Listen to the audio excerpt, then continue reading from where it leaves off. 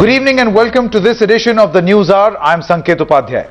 And I'm Anand Narasimhan. First up, 9 months back, 6 men savagely raped an innocent medical student and thought they could get away with it. Today, the courts have flung the law books on them, holding them guilty on all accounts. But tonight, the question is not about these men alone. It is about the mindset which allows these brutes to attempt a crime as brutal as this time and again. With the case with all the courts finally set a deterrent so that no woman ever faces this plight. In December last year, thousands took to the streets to demand justice for her. And today, a Delhi fast-track court held 4 accused in the Nirbhaya gang rape case guilty. अभी जो भी इस तरह के action हो जाएगी तो उस पर कानून बड़ा तगड़ा कानून किया है, उसे फांसी ही दी जाएगी. The court held the 4 rapists guilty of 13 offences, including gang rape, murder and destruction of evidence. Akshay Kumar Singh, Vinay Kumar Sharma, Pawan Gupta और मुकेश कुमार सभी चारों एक्यूज को सभी सेक्शन में जो चार्ज के समय फ्रेम की गई थी उन सभी में जज साहब ने दोषी माना है. Within 7 months, the fast-track court seals the fate of the remaining 4 accused in the Nirbhaya case, holding them guilty for murder, gang rape and all the other charges that they were put against. Behind us, protests continue at the Delhi court demanding death for the 4 accused, reminiscent of the tens of thousands of Indians who come on the street in December last year. Almost 9 months after the incident, the rapists have been found guilty, but voices are now demanding capital punishment for the accused.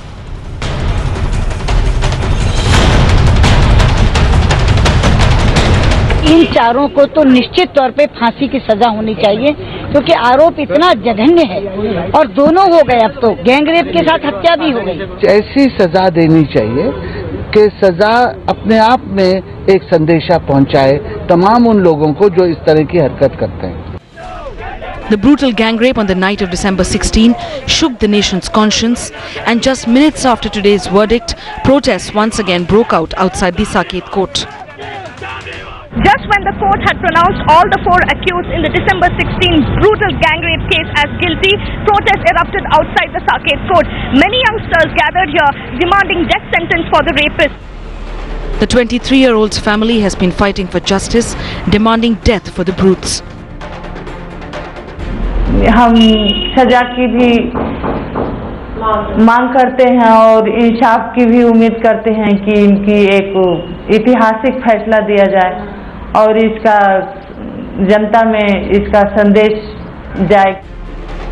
A 7-month-long trial and 130 hearings is what it took for a fast-track court to convict the men behind such a horrific crime. All the 13 cases that were slapped on these people have been established. So rarest of the rare punishment, I'm sure, is what is going to happen with this.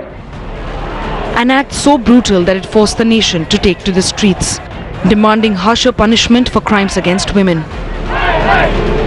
But despite that, one of the accused was sent to a reformatory home for 3 years just because he was a juvenile. With the court set to pronounce the quantum of sentence tomorrow, will the other 4 rapists get capital punishment? Bureau Report, Times Now. On the News Hour tonight.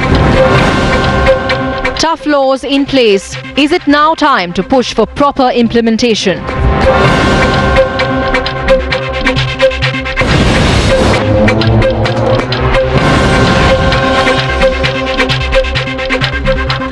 Well, let's dive into the debate straight up. And first up, say hello to our guests. Sudha Ramalingam joining us from Chennai. Vrinda Grover joining us from Delhi. Pooja Marwa, we're expecting her to join us in just a bit. Bachi Kakaria with me here in the Mumbai studio. Abha Singh also with us here.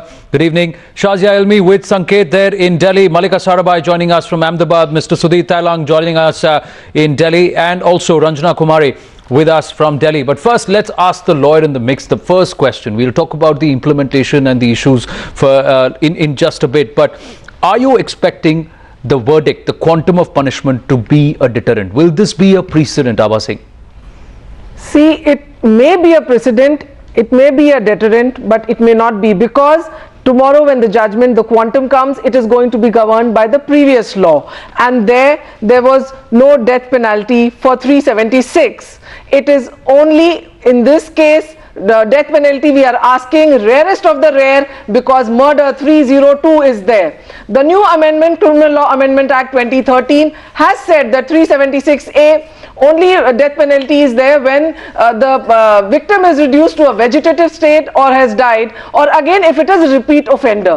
In this case, if we see now, because of the murder but not because of 376, and to talk of deterrence, it is impossible because the conviction rate is so poor in this country, not even 25%. Recently a judgment where Supreme Court Justice Gyan Sudha Mishra and Pinaki Mishra, they lamented that we have fast track courts, but the procedure to deal with these fast track courts is so pathetic that rapes are incessantly taking place, and they said that instead of police recording, instead of police recording the statement in 161, we should have the magistrate who should record the statement in rape cases in 164. So this is what it is. Deterrence will be when the procedure is streamlined. But even on the old laws, I know Sanket has a point, but quickly, even on the old laws, the provisions are there, because 2011 a 55-year-old man raped and killed a 5-year-old girl. He was sentenced to death. It was considered a rarest of a rare case. So it's not that there cannot be capital punishment. Rarest of the rare because death was there.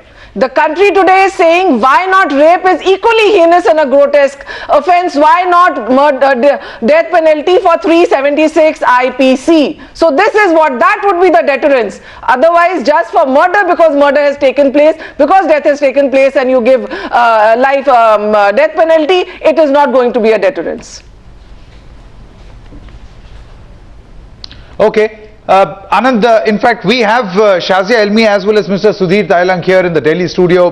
Shazia, you, just a short while back, you were saying that you represent this particular constituency from your particular political party. But when this incident happened, from the point of view of an activist, what do you think needs to change first? The laws can come into place. The problem is their implementation. True. Is it an implementation problem or a mindset problem? I definitely feel that the quantum or severity of punishment is very important, but I believe that certainty of punishment is even more important. Now look at this case. Because the investigation was thorough, because this was really the epicenter, this Munirka case was the epicenter of the entire revolution that happened around gender violence. Because of that, there was so much pressure, investigation, and the evidence collected was irrefutable. Despite false claims by two of the accused, they were not let off. So the fact of the matter is that unless and until we do streamline the procedure, fix the criminal justice system, ensure that the monitoring and filing of FIRs is done in a systematic way, and there are speedy trials and there is certainty of punishment, that alone can be the deterrent. Because let's not finish here, let's start from here. But this Shazia, is just the beginning. This is a very theoretical argument. What can realistically happen? Now you are a representative of a political party. True. Often the political class is criticized for not actually taking these laws to their logical conclusion. A lot of people, we in fact had Neelam Kataria also just a short while back in the studio, where she said that how about act against those politicians who have been convicted under charges of rape and charges of murder? Well, why don't you lead by example? Well, now you're a political force. I totally agree with you, and I would go a step further beyond what Supreme Court hearing says, that anybody charged with serious crimes of violence against women should be debarred. And I'm not looking at only members of parliament and MLAs, but a corporator, a sarpanch, member of Gram Panchayat. I think people in public office and public space should learn how to respect women, should know what it means to understand the male-female dynamics, and that should be the track record beyond other parameters whereby they should be judged and voted for. I think it's a very important factor, but and a necessary factor. Shazia, and I'm going to get Ranjana Kumari and Bachi Karkaria in on this. Ranjana Kumari first. We said it was a furor. There should be a precedent, there should be a deterrent. But Ms. Ranjana Kumari, when the next gang rape case happened soon after December 2012, soon after Nirbhaya. So are there lessons learned? And that is the reason why the focus on the quantum of punishment and what precedent this sets, because there needs to be some way they should be afraid, isn't it? Laws have changed, but people are not yet afraid. What happened in Shakti Mills in Mumbai? Well, it is certainly a question of, the society, certainly question of the mindset, the mentality, question of how women are looked at. They are looked at, object of sexual gratification, whether it is a 1.5-year-old child or a 70-year-old woman. This is the kind of women who have been targeted, the vulnerability of women. So certainly that mindset needs to be changed. And as you see that a lot of young men and women joined us in the protest, and later, certainly, we do hope that future will bring this kind of a change, and it is a generational change. When society starts going through these turbulences, definitely new thinking emerges, and I hope that thinking will be moving our society towards gender equality. But Sanket, I have another point about this whole case, that two things which are very important to look at is the way fast track is possible, the way 90,000 pending cases, more than 90,000 pending cases can be dispensed of, and justice can be delivered to all those women who are like Nirbhaya waiting for this justice. And secondly, also one more just point, Sanket, that look at the way police could produce such a foolproof investigation methodology, and where was this methodology? Where is that methodology? Which means if they have the will, they can. Other women and other cases. Yes, absolutely. So now, looking at positively from this whole issue, that these two things, A, that police will investigate cases in a very foolproof, positive manner, and also two that points that Ranjana Kumari you are making. Let's go across to Vrinda Grover. These two. Exactly. Let's take these 2 points to Vrinda Grover. Vrinda Grover, Ranjana Kumari makes two very pertinent points here. Number one, the will of the police force. If they want, they can come up with a watertight case. We saw what happened in the case of Nirbhaya. And also the whole issue of fast track courts. How fast was the fast track court? In this particular case also, in full media glare, in full public attention, it took 7 months. And 130 hearings. Yes. Yeah. I just want to make 2 points, and I'll come to the specifics that you've raised. Firstly, death penalty is not a deterrent to any crime. This has been established over and over again. Simply because we are feeling angry and we are very anguished, and everybody is, and certainly the family will have a very, very deep personal agony. We are asking for this. Let us see who are the politicians who asked for it, and what were the remarks they made when Asaram was to be arrested. Those very politicians delayed his arrest, ensured that the system was not allowed to function. So let's not get carried away by these histrionics that are being displayed by the political class today. Secondly, in terms of let's use this as an opportunity to see this case not in isolation, but does it set a benchmark? Does it set a benchmark for the medical treatment to be afforded to a rape survivor victim? Does it set a benchmark for reparations to be provided? Does it set a benchmark for professional police investigation as indicated by Ranjana Kumari? What is a fast track? Does it? In this case, I believe, may I just finish? Ms. Vrinda Grover, does it? Yes, that is what I'm answering. Please listen. Fast track courts doesn't mean that we will not have fair trial, that we will not have due process. If the prosecution presents in its wisdom over 80 witnesses, surely each witness will have to be examined, will have to be cross-examined. Statement of accused will have to be recorded. The defense will have a right to produce witnesses. Thereafter, arguments will be heard. So it is going to depend upon the quantum of evidence that is available. It may lead to a large number of witnesses. But an open and shut case, and one that caused such a media furore, Vrinda Grover, and everything was out. All the evidence, everything was out. The police was on top of the investigation, took 130 hearings in 7 months. We don't know how much of confidence we'll have on these kind of fast track courts. No, and she's talking about it acting at deterrence at multiple levels. Bachi Kakare, do you think it will act as deterrence at multiple levels? No. Death penalty is not good enough. We are not going to hold trials in times now. We are going to hold them. No, it's not a trial here, Ms. Vrinda Grover. Please don't. You don't need to. Offense is not always the best form of defense. Please understand. Yes, Ms. Karkare, go ahead, please. Not subvert a fair trial. Anand, I completely agree with Vrinda in the fact that fast track cannot be shoddy and slipshod, and because the media is making a big noise, justice has to serve that. I think we've established a very good record in the way we handle our cases. Kasab being a case in point, when everybody was baying for blood, we went through due process, and then finally justice was served. The other point that Vrinda is making about death penalty, personally, if death penalty is your highest punishment, by all means hang the guys, but as far as I'm concerned, I don't believe in it. Not for on any bleeding heart grounds, but because I think that death really gives them a very quick way out of the whole thing, and that's the end for it. It's a great public image, you know, psychological, to see someone swing from the gallows. But I think if we could find a way to really make life a living hell for these guys, I think that would be the bigger punishment. If they have to rot in jail, if they are not given any kind of leeway, if they are not allowed any sort of leeway for good behavior, if they are put into solitary confinement, I mean, I think that would really be the far bigger deterrent. Malika Sarabhai, you agree, disagree? I agree that a deterrent has to be given, but I don't agree that solitary punishment is what is going to be.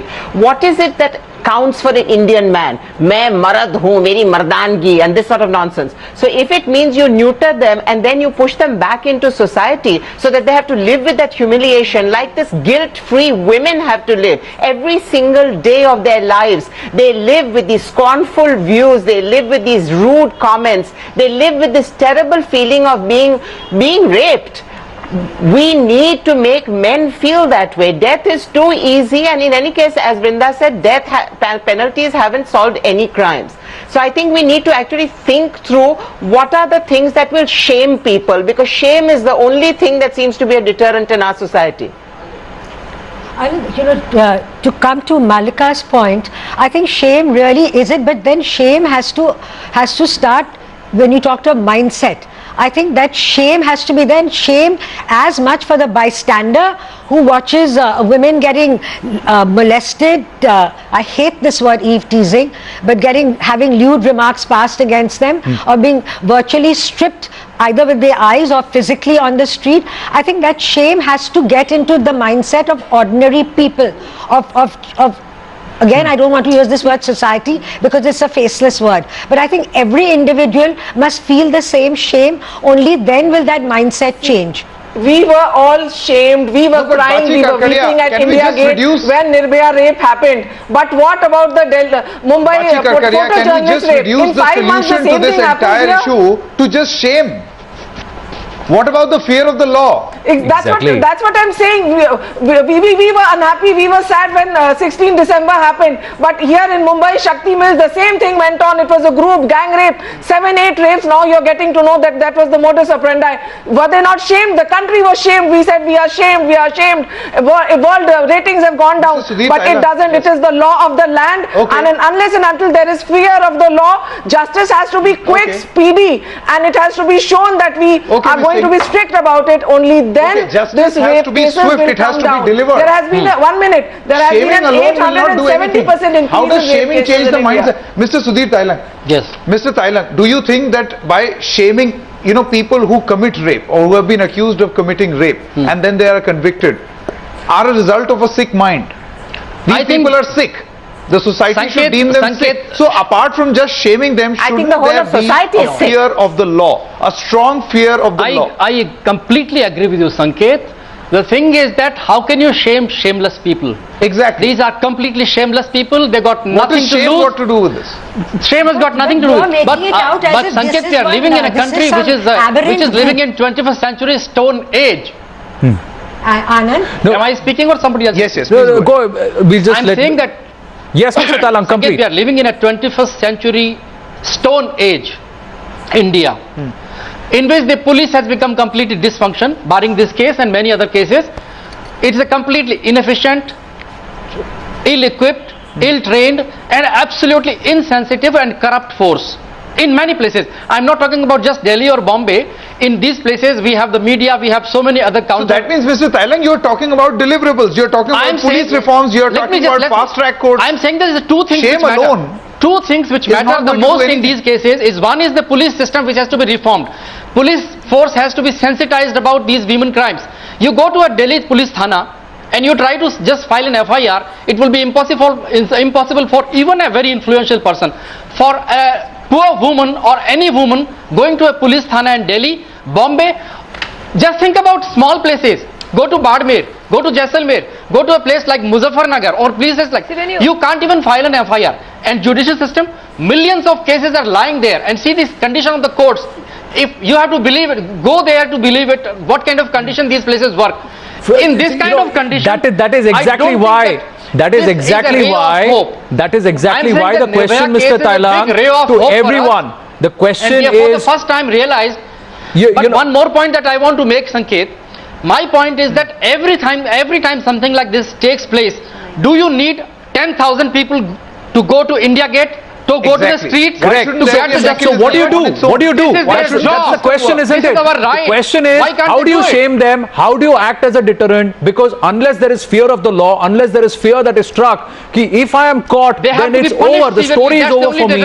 There will not be, people will not stop doing. Because I'll just reply, Sanket, one small thing. As rightly said, that is why the Criminal Law Amendment Act 2013 has 166A of the IPC, which says that public servant who disobeys law, like the police men who don't register their FIR under 154, who don't investigate properly, they can be put behind bars, and the punishment is 6 months to 2 years. I think it was because of this that in the Asaram case, the Delhi police was so quick, it registered an FIR and immediately transferred it to Jodhpur. So it is a strong law, does matter, and it can be seen that how now FIRs are being registered in 376. Yes, a strong law is important because that establishes I'm going to go back, Sanket, to what you said earlier. Malika Sarabhai, just a sec, we will get Bachi Kakaria here and then I'll bring you back into the discussion. Just hold on. Yes, Abha's point about the strong law is important because it establishes a legal framework. But I think, as is said about everything else, that apart from a strong law, unless everybody at every level of society stands up and shames the person and says this is not going to be allowed. Look at what happened in the case of Keenan. Look at what happened with everything where, you know, people are standing by just watching while a guy is being bludgeoned to death, and this is a guy. I mean, what they do to women is another matter altogether. About the police, which Sudhir brought up, I mean, it's not as if the way Sudhir spoke and said, oh, this is a particular group which needs to be shamed. I don't think this is one small minority aberrant group. It goes right down through society. Your fathers-in-law are raping, your brothers are raping. It cuts across society. It's not rich or poor, wherever. It's not rich or poor. It isn't that at all. I mean, so that is the fearsome thing, that your mainstream society is so casual and blasé about what they themselves are doing. Let's go across to Sudha Ramalingam, who hasn't spoken as yet.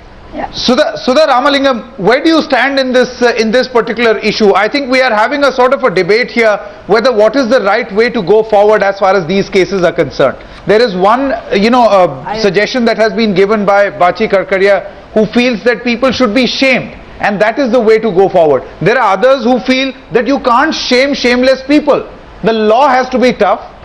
There has to be fast-track courts. The system has to work. If the system doesn't work, nothing works. Either or. Absolutely. Yes, not either or. Yes, Sudha Ramalingam. I agree with every word that Vrinda Grover said. She was right when she said that hanging is not going to be a real punishment at all. Doing away with people do not really give room for real punishment. Real punishment could be, in this case, life, which would be without any remission. Life should be life. There was a famous case of Premananda Swami in Tamil Nadu, where he died in the prison. There were 2 consecutive life punishments slapped upon him, and he was also asked to pay more than 61 lakhs of rupees as compensation for the victims. See, what we have got to now think about is real justice to be done to the victim.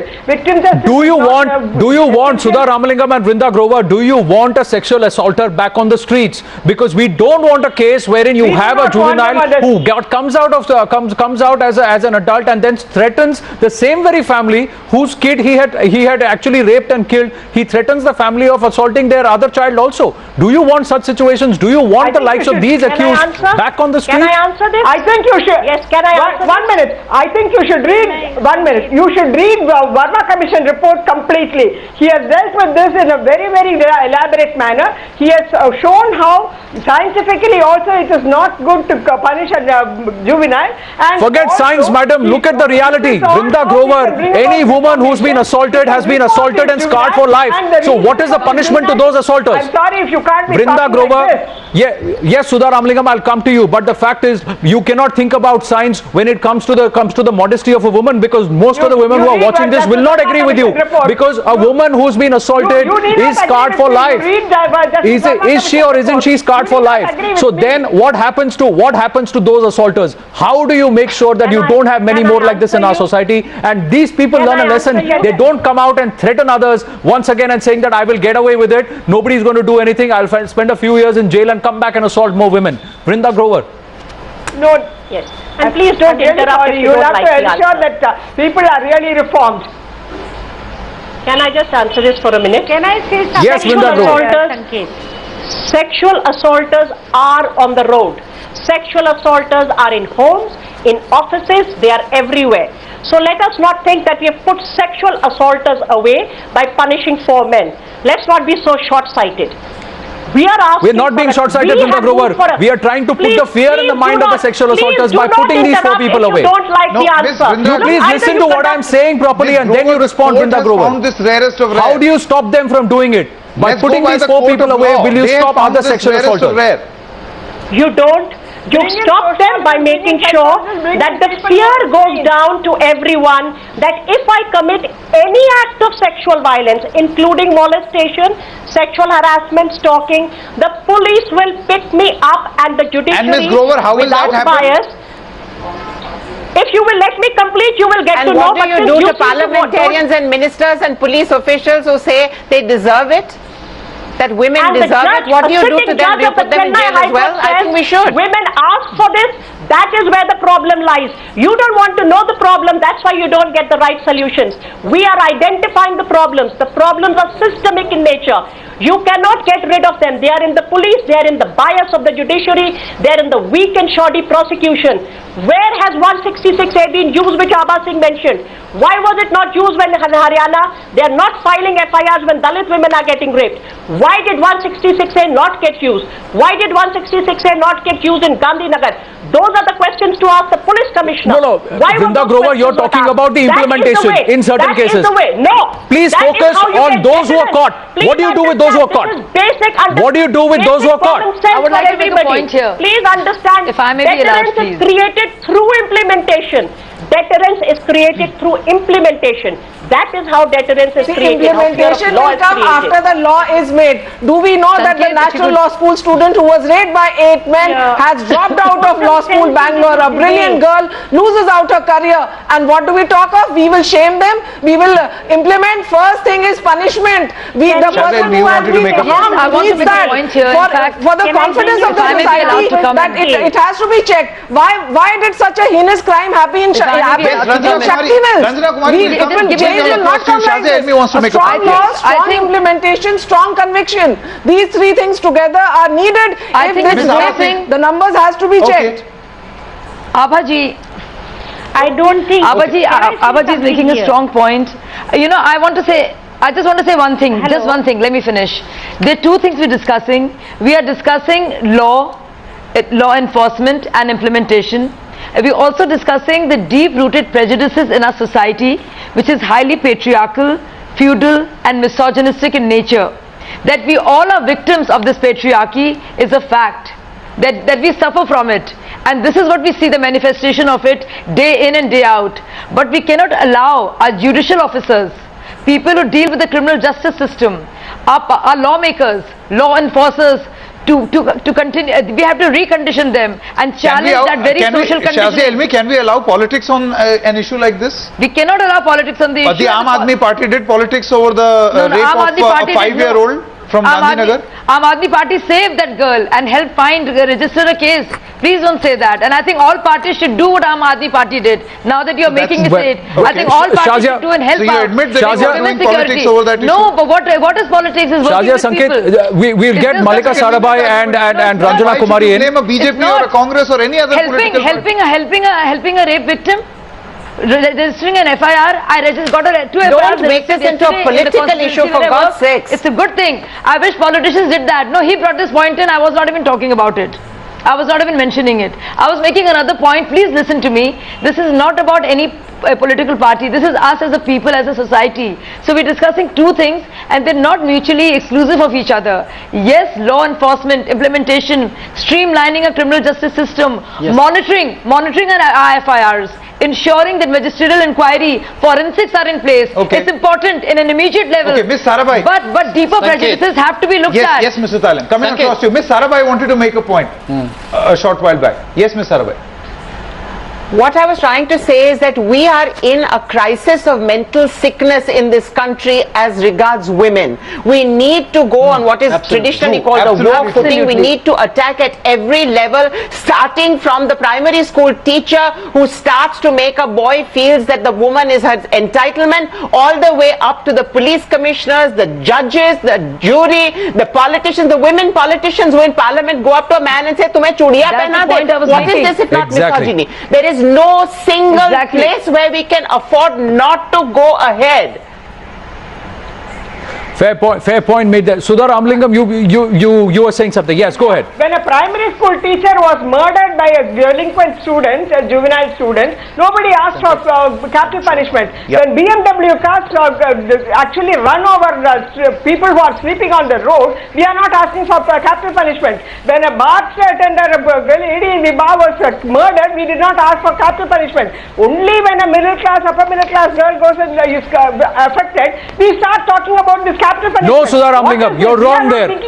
No, Sudha Ramalingam, you're wrong there. Capital punishment can never. No, Sudha Ramalingam, you're wrong there. It's about women, it's not about... Ms. Sudha Ramalingam, it's not really about class, it's about women. What are you saying? It's about how can you equate a murder with sexual assault? How can you equate a road rash incident with sexual assault, Sudha Ramalingam? And it's not that. At all points in time, voice has been raised even against the Juvenile Justice Act. I myself just now raised the point that how can you allow a juvenile to just come out back onto the streets and again go ahead and threaten to assault another woman. Let me tell you, I would like to make one point. If the girl was a Dalit girl or a non-Dalit girl, I'm sorry. We did not know whether she was a middle class. It is about women. I'm sorry, nobody knew. Let me get it about the women. Don't you feel this is exactly the sort of discourse we should not be having? Sanket, this is exactly the sort of discourse we should not be having, Mr. Thailand. About all these things. We didn't know that. Nobody knew half of this country still doesn't know who Nirbhaya is. Yes. More than half of this country does not know who Nirbhaya is. We did not know which class. There is no class. There is no divide. We did not know her class. It's a case of victimization. No. Yes, Mr. Thailand. Mr. Thailand wants to show a cartoon here. Let me just show this cartoon which will explain the whole thing. Anand, we did not know Mr. Thailand wants to show a piece of cartoon that he has in his hand. Closing, yes, can you come a little close? Yeah, I'll just ask the camera to zoom into that cartoon. Chalo, cartoon batao aise wo nikli jao. Sanket, this is the cartoon which I did. Sanket, I did this cartoon exactly sitting in this place. If you could just hold it up a little. On 29th December 2012, when the Braveheart had died. You remember this? Yes. And look at this, in memory of the unknown girl. And this is for the first time. This is an unknown girl. This no is like class, no class. You know, Malika Sarabhai. Sudhir, did you know her caste or class? Not at all. No, Malika Sarabhai, the fact is. And I did this cartoon, and for the first time, you realize what is the power of the candle. And no, Sanket, not just that. No, Mr. Thailang, at all points in time, we had callers calling in and saying, why aren't you naming the person? Why aren't you naming the Braveheart who lost her life in that December 16 incident? And this is the answer. Absolutely. The fact is, we don't want to give her an identity because she was a woman, and it's not about name. I want to raise a very big point over here. I'm sorry, Anand. I wrote this just last week, and that is that the more that and it's not for the media to name the woman, it's not for the police to name the woman, but I think a woman in this very, very unfortunate position should begin to consider revealing her identity, because I think that the more that you no, wait a moment, let me finish, because this is a very sensitive point. I do not want anyone putting words in my mouth and saying that it's not for the media to name and how dare you say it and it's the woman's privacy. This is a decision that only this woman can make, because only she knows the extent of her suffering. But I think that the more we create this area of anonymity, we are endorsing the fact of dishonor and shame. I think we have to talk about this as a heinous crime, and we do not have to doubly punish the woman by inflicting shame and dishonor on her, because that way society assaults her even more. It's not about dishonor. It's the fact that when you have people like Sudha Ramalingam saying that it is because we are chosen, we are selective about class and the origin of the woman, fact, that is when we come out and say if a woman's modesty, irrespective of which city, which town, which place and what age, if it is assaulted, it's assaulted, and those who are assaulters need to be punished. That's the point. That is why the rule of law has to prevail. They were from every section of the society. Yes. Okay. The law has to prevail, and that is why law let's get in Ranjana Kumari now. Ms. Awad Singh, let's just quickly get in Ranjana Kumari now, who's been wanting to speak for a while now. Can everybody keep quiet for half a minute? Ms. Ranjana Kumari, so I can you wanted to make a something, point. please? Yeah. Okay, I think this tone and tenor of the debate is reflective of our anger and our, all kinds of frustration that we are suffering because the way system is functioning, the way society is. But let's make sense to the listeners of this program, because the way we are debating it and we are taking points of view will not make sense to what people are trying to understand and listen to what we are saying. Having said that, I just want to make a very quick and small point, that is, in this whole situation, at the moment, has been established that all the 13 charges are going to be, have been established, and rarest of the rare case, Dhananjay was hanged. You remember just some years back. And that was the time we all took the position that, hanging will not help controlling the rape. And today when you look at the way the gruesome and much more gruesome cases are coming forward, do you think hanging Dhananjay has helped in reducing or instilling any kind of fear in the mind of the rapist? Because rape is not just Ms. Ranjana Kumari, I'm sorry, I'm interrupting you here with a question. The question is back at you.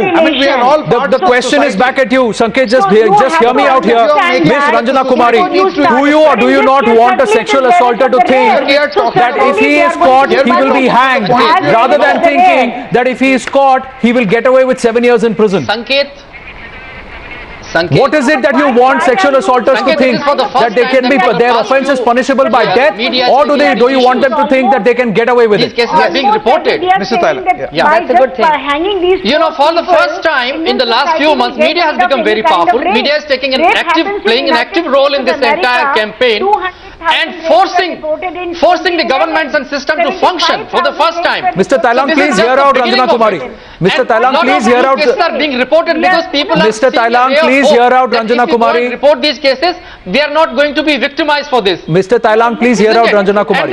Please hear out Ranjana Kumari. Few suggestions there to find a solution. Ranjana ji, I just have a couple of solutions. Mr. Thailand, please hear out Ranjana Kumari. I'm just saying we have to run campaigns on television, newspapers and all the media. All public spaces. We have campaigns against smoking. In all the train compartments we have, that if you pull chain, you will be punished. This much is the... agree with And if you don't buy ticket, if you travel without a ticket, yes, Mr. Kumari, coming across to you. Just a minute. Okay, let me finish it. Yes, Mr. I'll just take half a minute. He's making I'm saying a very valid point. I'm saying that in the trains you have warnings written there. If you travel without ticket, the punishment is 6 months jail. This much fine. There should be a campaign in each train compartment, every bus, hoardings, newspapers, television. We must have a campaign. If governments can spend billions of rupees on these campaigns like Bharat Nirman and on birth anniversaries and death anniversaries, why can't they spend money on these campaigns? Educate people, make them aware about it. This is, create a fear of law about this, that this is the punishment. This is an excellent idea, and I totally second you, Sudhir. Also, I can do a free campaign for you, an animated campaign. I would like to add to this. We all complain all the time ad nauseum about a society, sickness, perverted mentality. So that what are the various units of social protection? Can we just get some quorum back? Colleges, public spaces, parliament. All these areas, and what Sudhir just said, the government has tons of money for Bharat Nirman. Right, okay, Shazia, just hold on. The solutions that Ranjana Kumari wants to offer. Yeah. No, I just wanted to say that, we're talking about the advertisement. This law, I was in Bhubaneswar, then I went to Hyderabad. We have interacted with lot of people there, and I can tell you the law has not been still percolated down, the one which was created recently after Verma Commission report. People are not able to understand. So certainly awareness building is extremely important. But at the same time, you know, when we are talking about the political class, do you see that none of the senior leaders make any statements about what should be done, what ought to have been done, how we can change this society? Do you think that unless people will put pressure, they don't make a single statement? And when they make a statement, they make very populist statement. You know, they make statement which will be picked up by everybody in society. Hang them. If you think by hanging 4 men, we will get rid of rape. So 200,000 rapes in the United States of America in 2011, 75,000 Miss Ranjana Kumari, the simple question to you is, what are we talking about? No, the simple question to you is, please hear me out. Please hear me out. The question to you is, what do you want a potential sexual assaulter to believe? That his offense or whatever he is thinking of trying to commit, do you want him to fear that his offense is punishable by death, or do you want him to think he can get away with it? Well, if his punishment is really, I mean, you want to convey the message that, okay, if you commit rape, you will be hanged. If you want to, we have already conveyed the message that if you murder somebody, you will be hanged. But do you think murders have stopped anywhere globally? Do you think all the men who rape women? The question I'm asking you is, what do you want a potential sexual assaulter to think? Caste conflict, who rape Dalit women in the village? Do you think that the law, the create a law, phase 2 would be its strong implementation. For 20 years about strong laws, better implementation. It is life imprisonment, and life imprisonment means your full natural life. That means at least till 70 years of age he should be behind bars, should be no parole, should not be given any false medical to come and sit in a hospital and carry on his evil practices. So what is required is exemplary punishment, death in the rarest of the rare cases, but in all the cases 10% it should be life imprisonment, and that means full life, not 14 years as has been the practice. And unless and until these strong systems are set in order, and the police officers who don't file their charge sheet, who are guilty, should be also sent behind bars and set up an example. Because if you see the Justice Usha Mehra committee, it did say the Delhi police lacked coordination. Why did this rape take place? Why did the bus keep going in spite of having so many irregularities? So preventive is also required if we want to check this. Final comments, please. Why were the police not there at Shakti Mills when it was already declared a vulnerable area? Because it is really the question to ask is not what was the woman doing there or what was she wearing, but what was the police not doing. That is really the bottom line. Because Abha, when you say that it has to be brought to justice, it can be brought to justice only to the extent that the police have made a watertight case, which is why, as you mentioned, our conviction rate, you said 25% in Maharashtra. It was supposed to be an improvement from 2011 to 2012, and it just rose from 8.1 to 9.2, and even in the first 3 months of this year it is 15%. I mean, how abysmal is that? Can we crow about it? So it must start at the police level. Yes. The point that you're making, Ms. Karkaria, the point that you are making is that the police this time around had a watertight case. Why can't this be the norm and not the exception? Precisely. That's so the you point cannot that we are in only fact end with the judges. You have to start with the police. Quick closing comments from Sudha Ramalingam. Ma'am, do you feel that at the end of this particular discussion that we are having, you should stop looking at a rape victim from the color, caste, creed? Sure. I would like that we stop looking at the divisions are from unfair. The color, caste, creed. Also look at the accused with a real sense of law and not with all these passions and sentiments. Having said that, I would also like to add this as a last comment. In a country of Buddha, in a country of Mahatma Gandhi, in a country where the Rajiv Gandhi assassins were asked to be given clemency by none other than his wife and daughters, daughter and son, I think it is the spirit with which we'll have to look at the accused and also ensure that there is reformation, there is deterrence, there is no... Sudha Ramalingam, say that to an assault victim. Where Ram destroyed Lanka simply for Sita. Let us come to this. This country has kept women on such a high pedestal. For Sita, the war was fought, Lanka was destroyed. For Draupadi, Mahabharata took place. You have to respect. No, but you have to respect women in this let's not digress. Law of the land has to be upheld. Let's not digress. Closing comments from all our guests, and as we wind up this discussion, everybody is looking towards that quantum of punishment come Wednesday. Irrespective of the points of view, you have to think, how do you stop and deter sexual assaulters? It has to be strict punishment. There needs to be fear of law, and of course there needs to be better implementation. To all our guests, thank you very much for joining us on the News Hour Debate.